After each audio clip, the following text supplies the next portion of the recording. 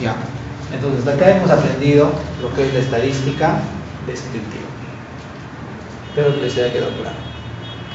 ¿Ya? Ahora,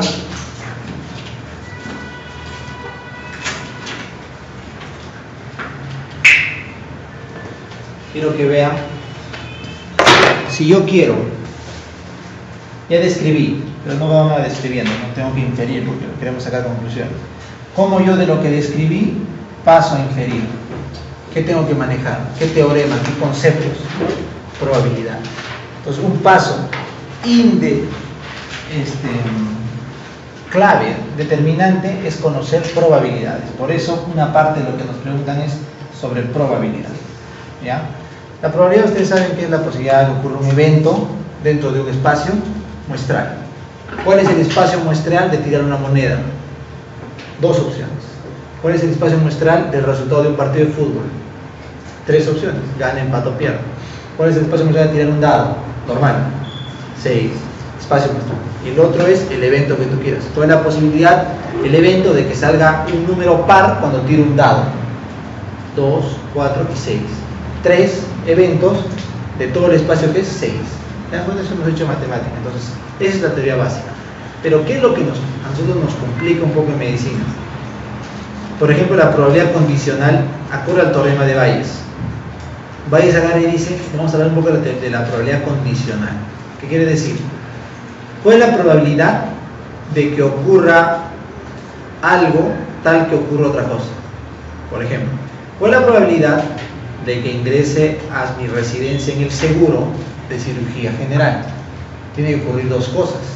Primero tienes que alcanzar vacante en la residencia, y luego dentro de esa vacante tienes que ver si llegas al rebagliati. Entonces sería, ¿cuál es la probabilidad de ser R1 del rebagliati tal que ingrese a cirugía? Esa es la lógica de la probabilidad condicional. Primero tiene que ocurrir algo y luego para que ocurra el otro. Entonces, ¿cómo se grafica esto? Se grafica en matemática. ¿Cuál es la probabilidad de que ocurra A tal que B? Entonces ese tal que B, como está abajo, pasa acá a dividir, no sé si me acuerdo, ¿no? La probabilidad de que ocurra B sobre la probabilidad de que ocurran ambos.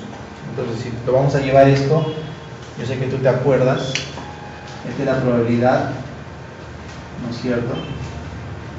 Cuando yo agarro la intersección, estoy haciendo ¿qué operador? Que ocurra A y B, y, ¿no es cierto? Eso equivale a multiplicar en matemáticas, ¿cierto?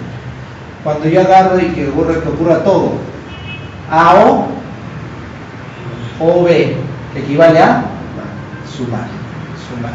La probabilidad condicional es la probabilidad de que ocurran ambos, la intersección, sobre la probabilidad de que solo ocurra B. Esto de acá. Esa es la forma matemática, por si acaso les pregunto. Entonces, la probabilidad de ingresar al residentado en cirugía han postulado, ponte 300 y han entrado 20 de 300, ¿sí? Acá 20 de 300, probabilidad. Y las de esos 20 agarran en salud los primeros 7. ¿Cuál es la probabilidad de que agarre salud? 7 sobre 20. Al final, ¿cuál es la probabilidad condicionada? 7 sobre 20 sobre 20 sobre 300. Primero, ¿cuál es la probabilidad? ¿Cuál es la probabilidad? Bueno, ¿cuál es la probabilidad de que gane? Perdón. ¿Cuál es la probabilidad? Por ejemplo, vamos a explicarlo en el fútbol. ¿Cuál es la probabilidad de que, no sé, de que pase el equipo en grupo A? Entonces se me ocurre, de repente me equivoco en el ejemplo. Si son 4 equipos por grupo, que pase es un cuarto. ¿Y cuál es la probabilidad de que ocupe el primer lugar? De 4, ¿cuántos ocupan el primer lugar? Un cuarto, ¿no es cierto? Pero eso ha tenido que pasar. ¿Te das cuenta? Entonces tienes que hacer que pase, o sea, es de acá allí, y que ocupe un cuarto. O sea, un cuarto sobre un cuarto. Algo así, más o menos, quiero que se lleven el concepto. El de residentado es mucho mejor, ¿ya? La probabilidad de que ingrese a la residencia son 20 chicos de 300 porcentajes. Y la probabilidad de que ingrese a cirugía, de los 20 que ingresan, solo 10 agarran cirugía. Entonces, A y B es 7 de cada 20. 7 agarran cirugía de cada 20. Entonces tú divides esto entre esto y tienes la probabilidad condicional. ¿Ya? Entonces, ¿a qué voy con todo esto? a que después de haber estudiado esta probabilidad, vinieron estos chicos de acá, la binomial y la de Poisson, y vinieron la distribución normal, que es esta de acá abajo, que nos dijeron, bueno, esto es muy sencillo, por si acaso, vamos a hacer algo más complejo.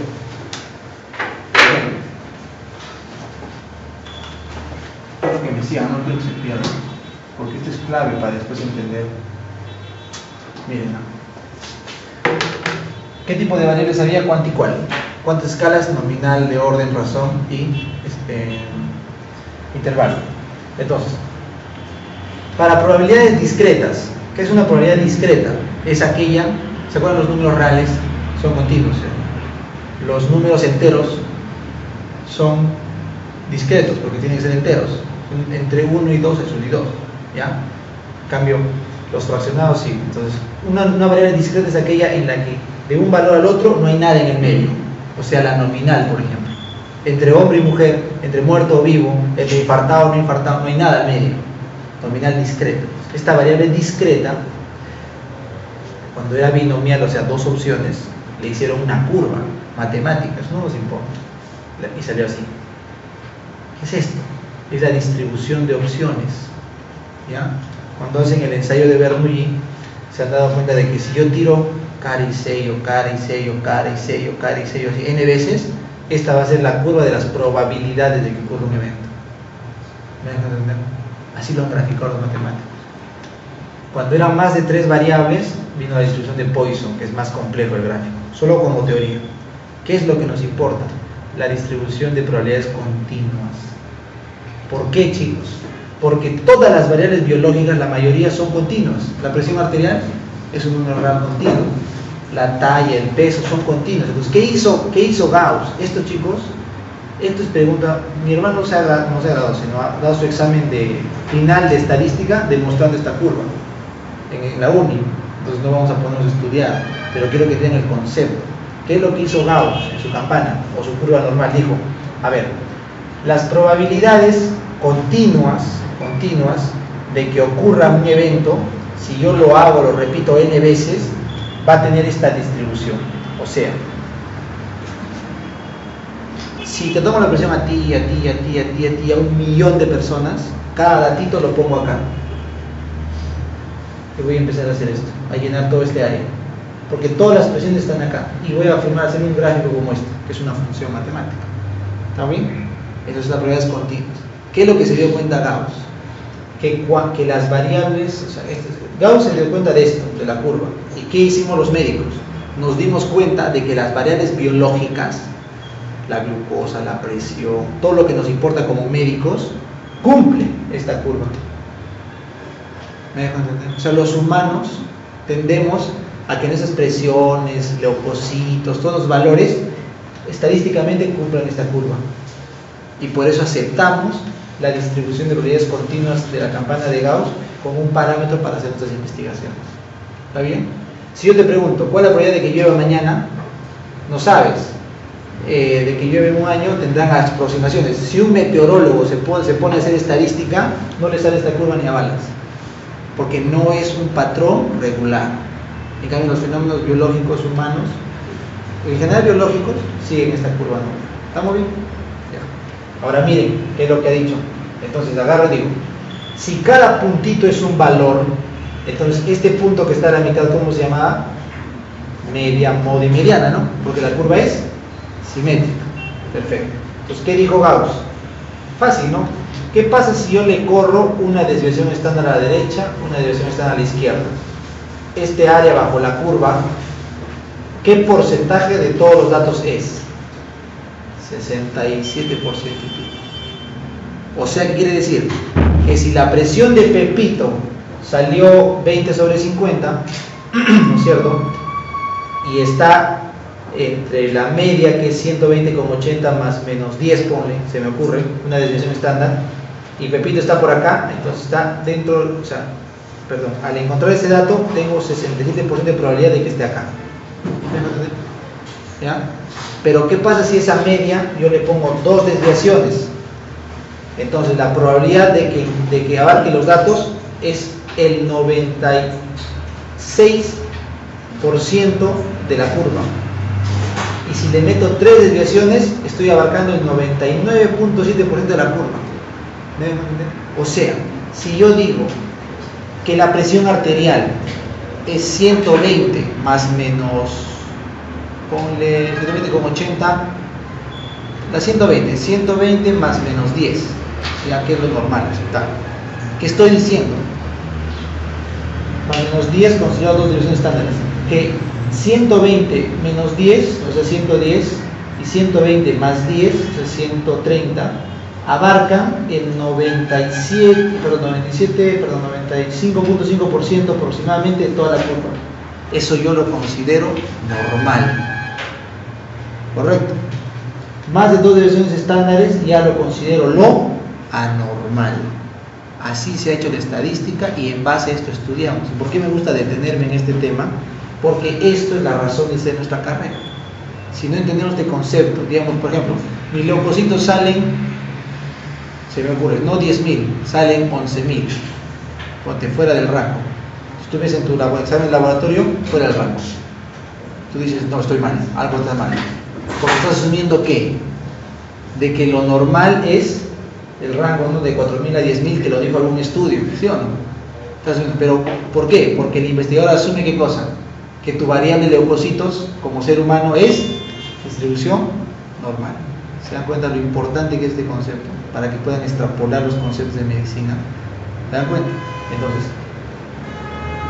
esto es la trampa matemática de la estadística. ¿Ya?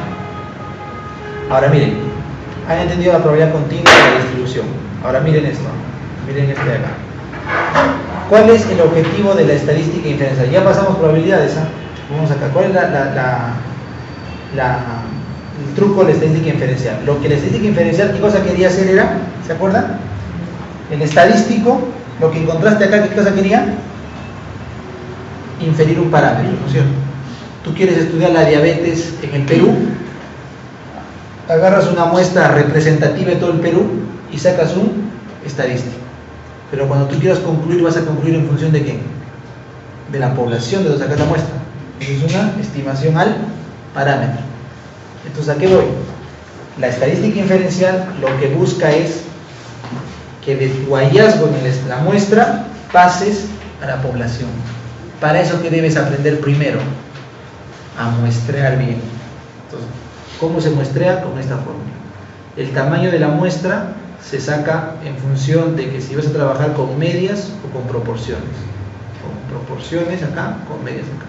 Te lo pongo por si acaso. ¿Qué quiere decir? Miren chicos, no se complica. Quiero hacer un estudio de cuántos tienen o no tienen diabetes en el Perú. Le voy a hacer una muestra. Mi estudio está midiendo, ¿tiene diabetes o no tiene diabetes?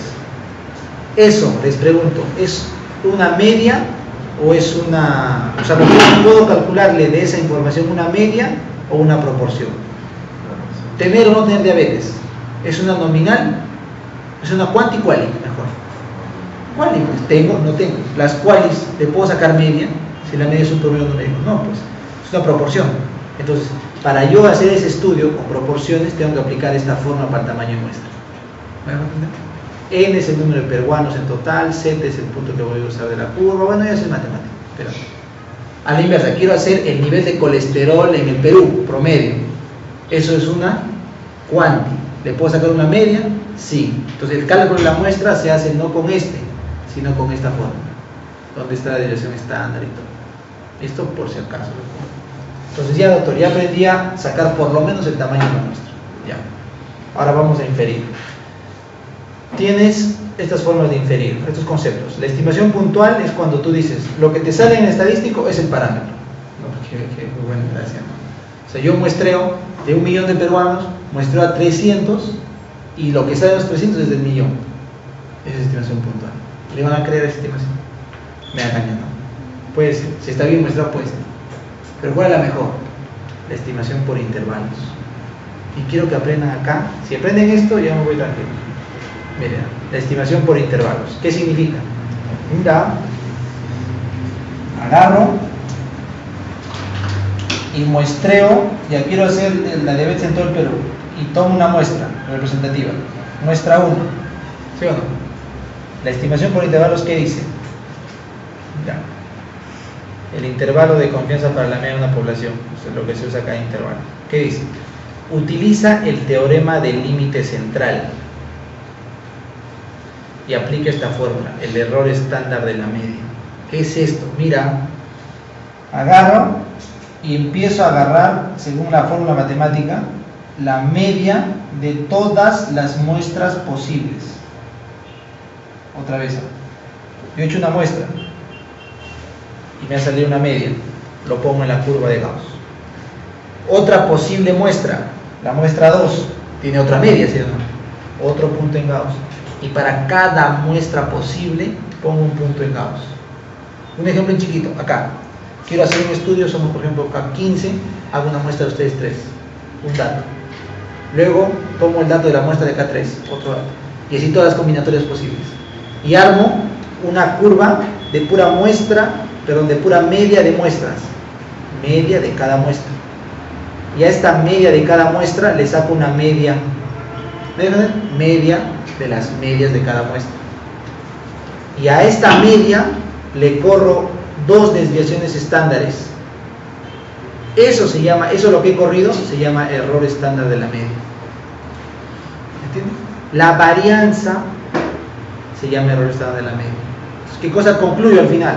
Digo, ya le he hecho eso a todos ustedes y me salió que su colesterol debe estar en 80 más menos 20. ¿Qué cosa yo digo entonces? Con un intervalo de confianza de ¿cuántas desviaciones he usado? 2, por ejemplo, 2 es 95%. O sea, ¿cuánto ha sido la confianza? 95%, ¿sí o no? Con un intervalo de confianza de 95%, la probabilidad de que la media de la población, o sea, el parámetro, esté en esa mi muestra, en ese estadístico, es de, o sea, la probabilidad con un 95% es que la media sea, perdón, el nivel de colesterol medio sea 80 más menos 20. Ya, vamos a hacer una última parte. Cuando tú quieres de una muestra concluir a un parámetro, tú solo tomas una muestra, pero el parámetro es toda la población. Entonces, la mejor forma de inferir es con la estimación por intervalos para las muestras, en la que tú agarras y por matemática le calculas la muestra, la media de cada muestra posible. Es un operador matemático, es la fórmula de acá, ¿ya? Y tú construyes una curva de pura media de muestras posibles y le sacas una media a todas esas medias. Luego le corres 2 desviaciones estándares, que es el error estándar de la media, y tú concluyes que la media que yo incluí, si está en ese intervalo, tengo 95% de probabilidad de que sí sea el parámetro poblacional. ¿Ya? Eso es lo que significa. Entonces, cuando te pregunten estos 3 datitos, ¿qué es el error alfa? Es el valor que queda afuera. ¿Cuánto sería en este ejemplo? 5%, ¿no es cierto? ¿Qué cosa es el nivel de confianza? 1 menos alfa, o sea, 1 menos 0.05 es cuánto confías, o la probabilidad, 95%. Es la probabilidad de que sí contenga el parámetro. Esta es una forma de hacer inferencia. Ya aprendieron la estimación puntual, la estimación por intervalo, y abajo lo que me importa es el estimador para hacer la prueba de hipótesis. Ya, ahorita vamos a llegar a la prueba de hipótesis. Entonces, acá con esto me pasé esta diapo y ya está.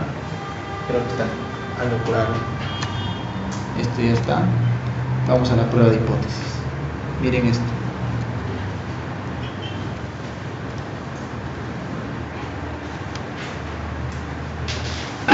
Ya. Vamos a tener que borrar. Ya aprendieron lo que es la descriptiva, aprendieron lo que es la inferencia de intervalo de confianza. Pues cada vez que ustedes vean un trabajo de investigación y te digan el promedio o la media de colesterol de la muestra en un intervalo de confianza al 95% fue de 200 miligramos por decilitro más menos 50. ¿Qué significa eso? que con 95% de probabilidad el parámetro poblacional está entre 200 más menos 50, o sea, 150 y 250. ¿Te das cuenta? Es pregunta a nivel residencial. Así pregunta en nuestro residencial en el día. Eso sí. Y finalmente vamos a la prueba de hipótesis. ¿Qué es la prueba de hipótesis? La prueba de hipótesis dice: yo quiero demostrar algo, ¿no es cierto? Entonces yo planteo dos hipótesis, ¿correcto? Una es la hipótesis nula y otra es la hipótesis alterna. La hipótesis alterna es lo que yo quiero demostrar. Quiero demostrar que A, ¿no es cierto?, tiene relación con B, yo qué sé. ¿Qué cosa es la nula? Es lo que quiero rechazar para aceptar que lo que vale es la alterna. Entonces sería que A no tiene ninguna relación con B, por ejemplo. Entonces, el objetivo de la estadística inferencial de prueba de hipótesis es plantear dos hipótesis en la cual una es lo que yo quiero, la otra es la que no quiero, para que cuando lo lleven a un ensayo estadístico, esta opción caiga en la zona de rechazo. ¿Qué es una zona de rechazo? Es aquella zona en la que el resultado se explica por el azar. Cosa que, si esta hipótesis cae en la zona de rechazo que se debe por el azar, la otra no se debe al azar. Para eso nada más sirve. Por eso la estadística es solo una herramienta de la epidemiología, lo que les puse arriba. No es todo, no hay que ser tecnócratas con la estadística. Un estadístico te mueve los datos y te arma un estudio de investigación con lo que tengas, aunque hayas hecho champaña y medio. Tienes que entender el concepto. Simplemente digo que entra en una zona de rechazo y eso se debe al azar, lo cual asumo que no se debe al azar. Pero el hecho de que no se deba al azar no quiere decir necesariamente que sea cierto. ¿Ya? Entonces, de las pruebas de hipótesis que uno hace, puede optar por muchos estimadores, por muchos. Hay una infinidad. Los que más vamos a estudiar es la prueba T, la prueba Z, la prueba Chi cuadrado, Cruz-Carr-Wallis, Mann-Whitney, etc.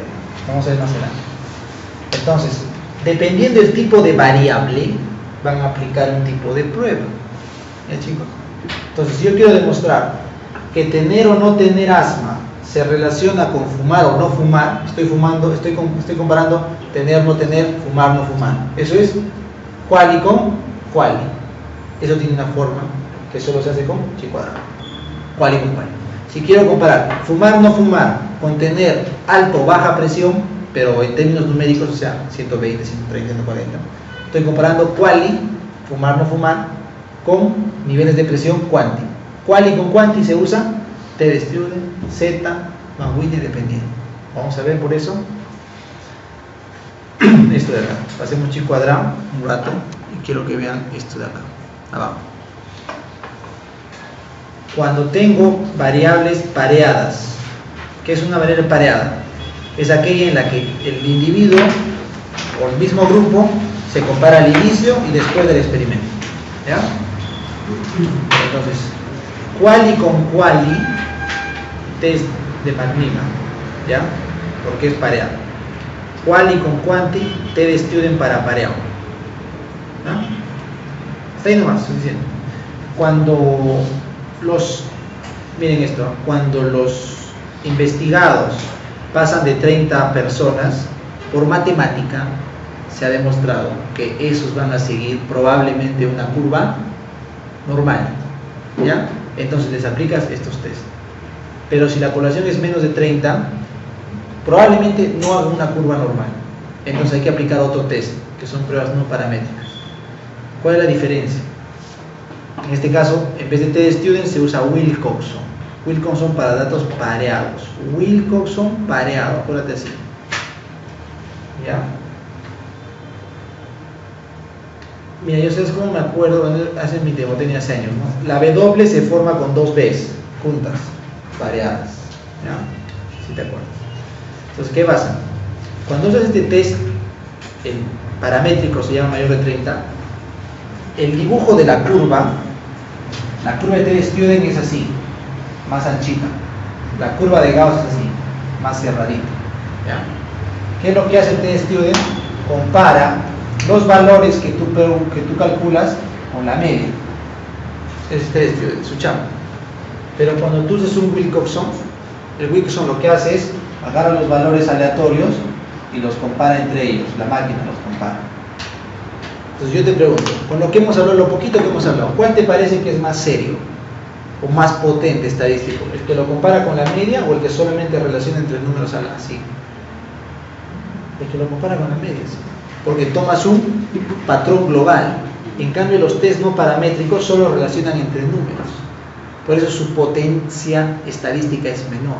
Yo te pregunto, ¿podrás a este examen con más de 30 hacerle un test de Wilcoxon en la computadora? Puedes hacerlo, está bien, metes y sale el resultado, pero es como que estuvieras usando un cuchillo para cortar un árbol. ¿Te das cuenta? Si tiene la posibilidad de usar un test más poderoso, ¿por qué es un test tan débil? ¿Ya? ¿Es un tema? Ya, perfecto. Seguimos. ¿Qué pasa cuando la variable no es pareada o es independiente? ¿Qué quiere decir? Que agarré un grupo y otro grupo independiente que no tiene nada que ver. Entonces acá tienes estas tres opciones. Si ambos grupos son variables quali, lo que te puse, hombre-mujer con asma o no asma, asma o no asma con fumar o no fumar, quali con quali es chi cuadrado. Pregunta exacta. Ya sea paramétrica o no paramétrica. Ojo que chi cuadrado es un test no paramétrico, pero se hacemos también como paramétrico, ¿ya? Acá. Hacemos para los dos. Vamos acá. Quali con quanti. Fumar, no fumar, con niveles de presión arterial. Quali con quanti. Si la quali es dicotómica, fumar, no fumar, se usa T-Student. ¿Ya? Si no usas T-Student, variable independiente, tienes menos de 30, puedes utilizar Wilcoxon, que era para pareada, pero es mucho mejor usar Mann-Whitney. Cuando estás en una independiente es mejor usar Mann-Whitney. ¿Ya? Finalmente, cuando tienes quali con quanti, fumar, no fumar, con presión arterial, pero más de 3 categorías, más de 2, perdón. O sea, fumar leve, fumar moderado, fumar severo. 3 categorías, ya no puedes usar T-Student porque el T-Student solo está hecho para 2. Tienes que usar test de ANOVA. ANOVA, ya, ANOVA. Y cuando tienes más de 2 categorías y no paramétrica, Kruskal-Wallis es su contraparte. Esto, chicos, es lo que más han preguntado, aunque no crean. ¿Ya? Es lo que más se ha preguntado. ¿Cuál es el para 2 categorías ANOVA? Kruskal-Wallis es su parte no paramétrica. Y finalmente, si tienen 2 estudios quanti, quiero comparar nivel de presión con gramos de nicotina fumados. ¿Se dan cuenta? Quanti con quanti. Se usan las pruebas de correlación y de regresión. Y si es menos de 30, progresión. ¿Qué te dicen estas pruebas? El grado de asociación. ¿Cuán asoció esta una con otra? Una variable con la otra. ¿Ya? Pues con este concepto, esto es lo mismo. Esto es lo mismo. Antes de pasar epidemia, quiero regresar acá. Entonces, habíamos dicho que las pruebas de hipótesis, agarramos 2 pruebas para rechazar una y a quedarte con la otra. ¿Cómo rechazabas esta? Porque le corrías un estadístico. ¿Qué te decía el estadístico? Te decía lo mismo. Ponías un punto de confianza, ponte 95% de confianza, y tú decías, todo lo que está acá lo acepto, todo lo que está acá lo rechazo porque se debe al azar. Entonces, si tu estadístico te rechazaba, tú dabas por aceptada la H1. ¿Se dan cuenta? Este es un ejemplo. La H0 es debido al azar. No conoces la probabilidad de equivocarte. ¿Cuánto es? 95% casi siempre. Eso es arbitrario. Así dijeron los estadísticos. 95% vamos a usar. Y para el chi cuadrado lo que se usa es una diferencia de valores. No le voy a enseñar a calcular porque no es necesario, pero este es el operador chi cuadrado. Mira. Región de rechazo acá, región de aceptación acá. ¿Qué prueba se somete al rechazo? ¿La nula o la alterna? La nula, chicos, tienen que claro, la nula es la que se somete al rechazo. ¿Ya? Y esto de acá, esto es lo más bacán, por lo que más te van a preguntar y lo más fácil de acordarse. ¿Qué pasa cuando no rechazas una nula? Perdón, cuando rechazas una nula que no debías, o cuando aceptas una alterna que no debías. ¿Te dan cuenta de los errores? ¿Qué pasa si yo, la condición A, no rechazo una nula que era verdadera? ¿He hecho lo correcto o no? Claro, pues, era verdadera y no la rechacé. Es acción correcta. ¿Qué pasa si yo rechazo una nula que era falsa? He hecho lo correcto. Era falsa y la rechacé. Bien hecho mi estadística. Pero arranquemos con este error. ¿Qué pasa si era verdadera y tú la rechazas? Has cometido un error tipo 1. Lo que yo siempre les he dicho en todas mis clases, no sé si alguna vez hemos tenido clases de salud pública con ustedes, la mnemotecnia es: el amor verdadero cuando se rechaza es un error tipo 1, alfa, grave, no hay marcha atrás. Así te vas a acordar. Es el peor error que puedes cometer, porque este error tipo 1 altera la validez del trabajo. El trabajo no sirve más, está mal hecho. ¿Ya? Es un error tipo 1 alfa. ¿Estamos bien? Muy bien. En cambio, el aceptar a un amor falso, ¿no es cierto? Que tú no rechazaste un amor falso, es un error tipo 2 o beta. No es tan grave. ¿Por qué? Porque solo tiene que pasar más tiempo para que te des cuenta. Tiene que pasar más cosas para que te des cuenta. Así la mnemotecnia es clave. ¿A qué me refiero con pasar más tiempo, con pasar más cosas? A que tienes que ampliar la muestra. Cuando tú amplias la muestra de un estudio, el error tipo 2 se reduce, porque salta la falla. ¿Me dejo entender? Entonces, si yo tengo un estudio en el que quiero probar de que tomar Yacón mejora la diabetes y no me sale, no puedo rechazar la nula. La nula dice que el Yacón, tomar o no tomar Yacón da igual con la diabetes.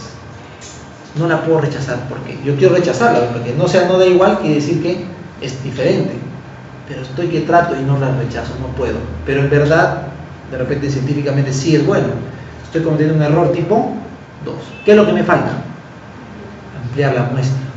Entonces me junto con 5 estudiantes de medicina de todo el Perú y hacemos un estudio de 500 diabéticos. Y luego nos juntamos con 5 hospitales del mundo y hacemos un estudio con 5.000 diabéticos. Y al final salta la estadística. Entonces cuando yo amplío la muestra, el error tipo 2 se va abajo. ¿Cómo se llama ese hecho de que un estudio tiene poca chance de cometer error tipo 2? Potencia. Pregunta examen del ENAM. Un estudio es potente cuando no tiene riesgo de cometer error tipo 2, porque su muestra es grande, chiquita, grande. Un error tipo 1, ¿se puede corregir con la muestra? No se puede corregir, porque es un error de validez interna. ¿Muy bien?